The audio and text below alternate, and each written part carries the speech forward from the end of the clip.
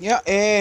whatalo whaatu, ia mawhawhilo i atu whawhunganga siya tātou tunu o nei fo i tūla ole afi po le awa uli foi, o le aso lulu le nei. Ia le savalinga siya tātou tunu o nei wa o mai le aso lona lua, le masina lona lua. Ia o le nei fo i tausanga i lua afi lus fulu lua e ui. Ia o lo o iai pe ai pui puinga, ia ma tapu ma vavao o le whaamai e pei o na tau mawhai nei. Ia o na te te atu, ia e le mawhai lava o na tu ua. Ia nisi fo i vai ngai tau ona longo inai lo o tau pa ia lo o tau malu malo lava le ona sai malo fo lau ile nei fo i vai aso ile nei wa afa ia vai aso ti utem faiva manga luenga lo fenga i mala tunu ale nei ia e fia e fa i lo atu o le o to e tu inato tato fa salonga i nei ia le moto brother James Ferrer e pe ona tu inato ai foi ia i se taimia le lava i aso ia i le whaalinga pa ia e pei o ne tuina mai ia e le Faatusa foi. Ia mo i lātou o loo taltonunga whaakatoliko le Faatusa o whina ngalu pa i o Iesu. Fia ila nei tū lai whaafeiloa i atu, brother, malole soifua, malole ono sai, ia mātau mai, ia o lea lava o loo wa ia le to telo i lātou leo malanga mai, ia masiasi tātou whaalinga, ia mafia maua foi, ia se whaamanuia ngai ala mai le swa upa ia pei o na va ia le tafe mai i fofonga le whaola i pei o na va ia fo nei taimi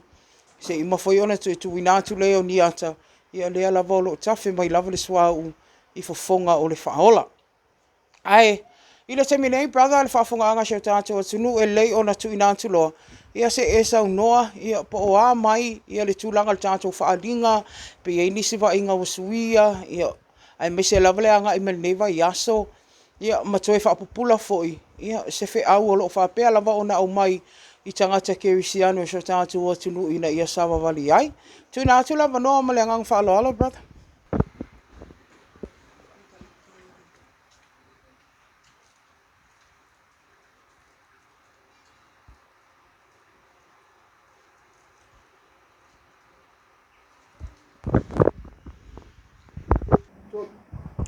Ia e whaatalo whatu fo whaftai lau mo le awa noa ni nei a whiawhia o tātou mafutai fo ma le ala leo le lo pei. Ia pole awa nanga fo lea o lo whaatatari me tātou tunu ni e nisi o whiau tā ua wale na fusina whio tātou tunu sa mua malalangi ato. Ia le whaatalo whatu area te o to whinga rieta whafitele lava mo le whawanoa ina lua taimi. Mo fai na lua sia si mai toi a sia le ni faola ia ma watu foi se si apopo inga mai lo nei au na fatau wa a walta to savalinga le nei tau sanga ia ole tala me fa ninga o lo fa au pe ona tupu ele o tau fia lava ole aso sale le vai aso lente nei na atoa ele tasi vai aso na tasi atoa ele tasi vai aso le o fa ninga mai lava ina so lus fu mal tolo o Januari. Ia wai pe o le aso lava lea sa a mata mai e le whaaninga maru lea po le se misteri o lilo foi mai le Faatusa whininga lupa ia. Ia o loo wha tupu tele ina pea ia le tafe mai o lo i mata fonga le li whaola. Ia isi taime saua sama o le swa usa o lava. Isi taime saua whilo ngia ma le swa ma le vaipa ia. Ia ilo mea umai e sau mai luna i ona lo i mata. O le aso na fua sa e se foi se langona matou ainga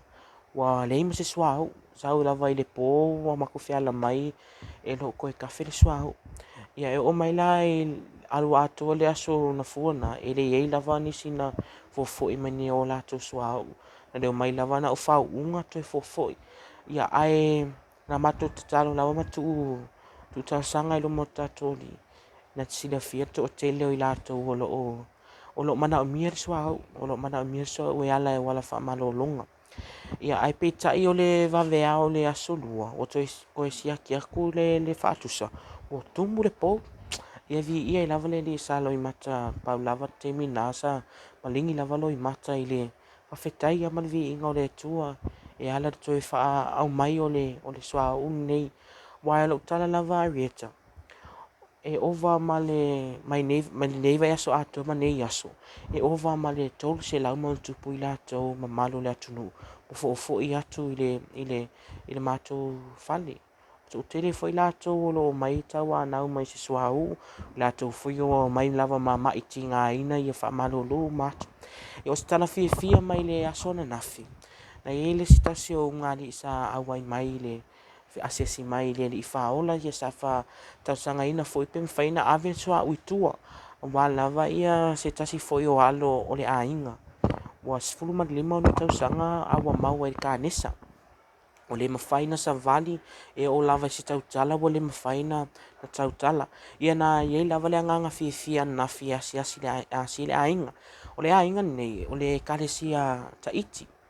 o te le whailoa atu le nuu pa o le ainga e lotu taiti sa whaatangisia mai le sua upa ia sa maasiasi mai le tasi foi o tamaitai sa foi na mato i tu mainga le asona nafi ia na whaia le whaunga ma whaisi na whainga lotu whaatasi mai le ainga ia ma se launga matangofie mai le upu soifua lo tato li ia ai whate ia mato nei le awauti le sau o le taavale ai ko ulua ku lava ka mikiki le ku me famal le ile faitutu o lo sa vali mai ia ole va venga na le li faola o se fe auto e fanu mai fo ia te mato a wani fa vai e mato lo ton ngal wenga to tele lava ila to lo fatangi mai le ili sua uma avatu lava ono le finangalo le tua ia tufa ia fa safua le me alo fa wa mai tu se la pe a wala mal mato ai I don't know le mato ai nga fo fa mamianga mo sa mo ato ma la langi ato ia ole tala mai le update mai nei ai nga na wana po lava na uma don fa o sua o na lava na le masa o mai le lato ai nga ato o le to tinga ina ia le uso po le atadi fo ile tua ia vi ia lava le ri o vi inga fa fo ila va tatu tua mai po to telefo ila to e asi mai ia e waku awa malolosi e waku koe ia kama fai e koe follow up la ko po wa mai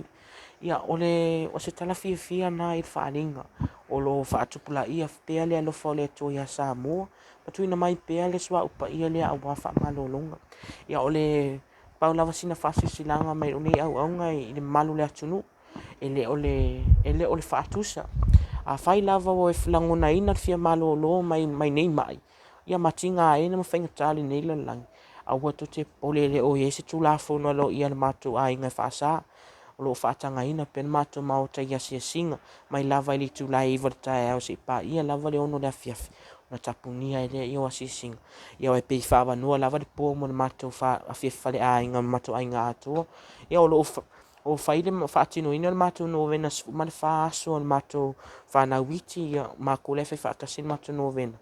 e lau ai ia le sufa aso e lau ai ia se kasi o le ala koruse le li faola ia se to e fanu mai lava le maliu o tato li faola e ala lava e le amonga ino le koruse le o tato tu lata tu foi vai taunga o le vai tau sanga fanga fu po tapen penanga o Iesu mo na poponga ia o le vi inga me faafetai le atua tatou aulia ma le malosi lenei tausaga ia atou no faia o se faamaniaga lea mo Samoa lenei amataga ia o se puipuiga foi mo Samoa ae me se tatou feagai foi ma le koviti ia na pau lea sina tala e tuitu atu ia te oe tofine arieta ia o se updates matagofie lava nanā ma se talafiafia ia mai le faatupulaʻia pe o le faaliga mamalu ma le finagalo paia faafetai ma le avanoa.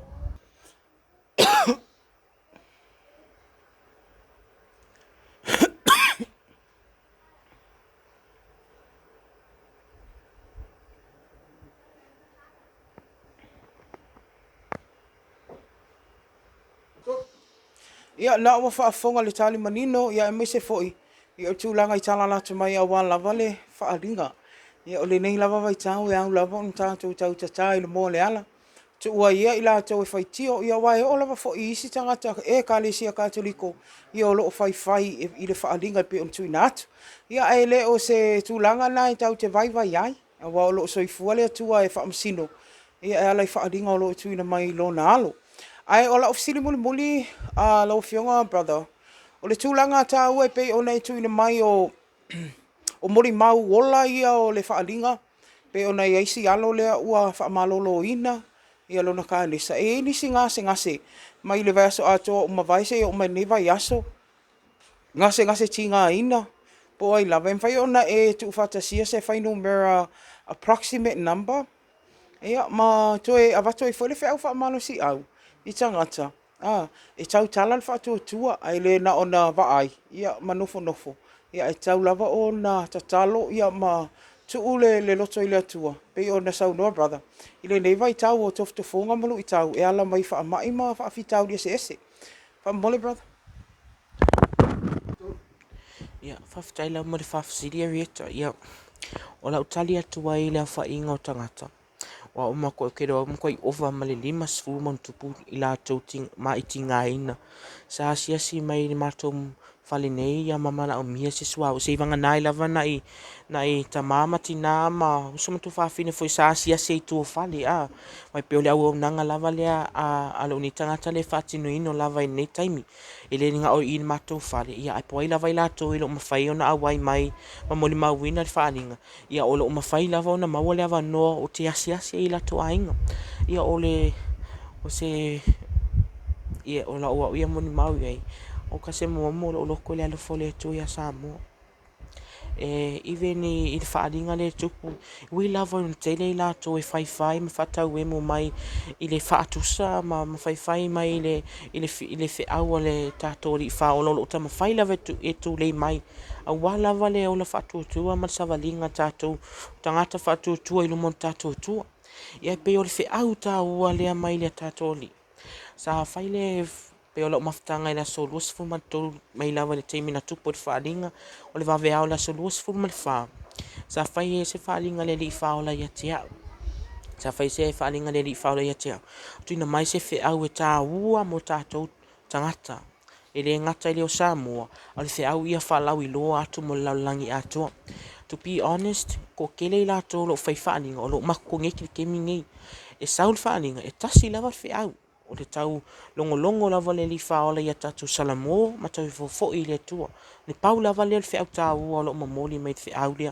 e le na wa to tele i lato o lo fai fa venga i le tua e ala i ngaluenga ese o me ese o au wala mai fina ngalo le tua e tasi lava fe au lo fa malosia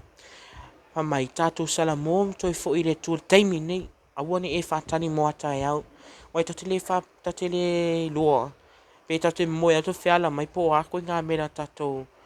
o yai a pula ave tato pula tato la ve ngisi fala la fa fuse al temine wo tuina mai le tu o tata longo ma se fa mai pe tato li e ala mai ana au na o to fia pe o lo ni tangata e o vi inga fa fu ile tua fa fetai la vai le li wo ma fai ona fa sauina mai ya i maftianga o le olanga ia o lo fia ngai ai fo i o te roanga wo e mamla mai a rieta i le tūlanga o le olanga e se whaingata au le whiauni e whaata ua mo tātou uma e le na utamaiti au i tātou uma au e le whiau tā ua le li whaola mo tupulanga talavou au ane e amu i lau tupulanga talavou whaata ua lau tupulanga o le teimini o toe whafou wina o tangata le na ana tātou wala atu i le vaitausanga o whangafu o le tapena penanga o le tangata mo le koe whaate paina i le Iesu ke viso e ala i korusi pa ia le na maliu ma whaalawa au tātou a wala wale tau ngiola i tātou ia tātou i lua foi malo le atunu sa moa malaulangi ato a wa tātou te whamasinu o le mele e le lilo i se whanga o le tua pau lava le me ese le fifi o le tua o le tangata whamasinu na mai le tua Iesu fama Iesu e tele i sau ele o wa o se atua o famasino i le taimi muli lava le lalang e sau o ia o le tupu o ia o perfecta o ia o le staulanga na te sau i lana Hamilton e famasino ye wo la me watch a fa pela o lo e famasino ma e fai mai pe faling o lo tatala lava no o la ufali e to te asi mai mamoni mauina le faling e le ta ua upu ai ta ua lava kwa karikongu lava toma ina ua vaai lau fautuanga nan malu le atunu tatou si malo i le tua si umata tu tatalo awane tatou vaai e kalesia to lo utala sao lava e kalesia umai tono samo wa uma na si mamai sui tai totas asi mai le finangalo pa ia Iesu ma matu suauu a wa lava fa malo longa le li fauna e mate le tau fia o no kalasia le o le mea lofa fua i fua le tatou di faul o lo foa i mai mo i tātou. Ia o lo whamatalanga na rieta. Ia whamania mai le atua ia Samoa. A wafo le whianga ia e fo i ma le whamai. A wane i whapore ina i tātou. Ia tātou sila fia ma tātou i loa. O lo whātasi Iesu Keristo mai i tātou. Tātou moli tau sanga mo i lātou o lo o isolate i le whanamai. Ia wawa tele lava updates mai i lāku. E mo i lava they had the virus. But ele ei mangi la ngonga i lāku lai maua se COVID. Ia vi ia lava le atua. E whai wawenga lava le atua i ona tangata. Ia na pau lava lea sina apua inga tu ina atu. Ia whamania le atua i lau tapua inga Samoa. Mai lava i le mai tait pai mia manang kapeneta. Whaapea foi ala le tapua inga foi o le huso e kalesia. Mtai tai e kalesia. Ia e mese ia Samoa. Manilalangi atua. Whaftai mo le avanoa. Ia na ua whaafonga siya tātou tulu e misia pa anga lau loa bei. Tu sai fo es whaatata anga manino. Whaatata anga matangofie. Ia mai a Brother James. Tu sai fo i o tele lava i lanto o lo asia sia i nei leo fisa. Noa mai leiva tae au leo no lea fiafi. Ia e te a fia mai ai tala mai a au. Ia e maua sau sua uma whaamalolo ina tuai oe. Wa lava mai il tino, mai il leanganga, mai il mafaufau. O lo maua o mai nei fofo i le whaalinga pa. Ia e maua seisi teimi o i luma, seisi a tātou whaatanoanga. E mon temi nei whaamoni e tele la tua i le atunuu. Ma lava singa lo toe, tō whaasaifua.